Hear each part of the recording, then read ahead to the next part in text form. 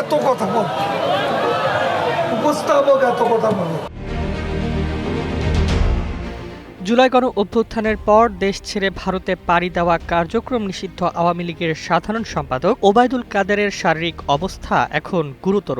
একসময়ের প্রভাবশালী এই নেতা বর্তমানে কলকাতার নামী অ্যাপোলো হাসপাতালে ভেন্টিলেশনে। রাজনীতির ময়দানে যিনি ছিলেন সর্বক্ষণ সরব, তিনি এখন চিকিৎসকদের যন্ত্রনির্ভর নীরবতায় আবদ্ধ।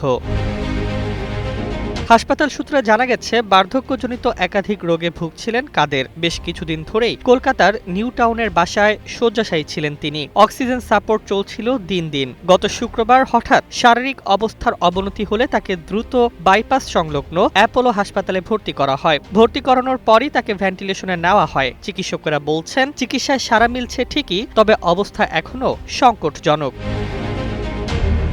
রাজনীতির মঞ্চে দাঁড়িয়ে বিরোধীদের কড়া ভাষায় আক্রমণ করা কাদের একসময় বলেছিলেন তিনি এখনো আওয়ামী লীগের সাধারণ সম্পাদক। গত জুনে বিবিসি বাংলাকে দেওয়া সাক্ষাৎকারে নিজেই জানিয়েছিলেন কলকাতায় অবস্থান করছেন তিনি। দাবি করেছিলেন, জুলাই গণ অভ্যুত্থানে সরকারের পতনের পর ৩ মাস বাসা বদল করে আত্মগোপনে ছিলেন। তারপর ২০২৪ সালের নভেম্বরে দেশ ছাড়েন।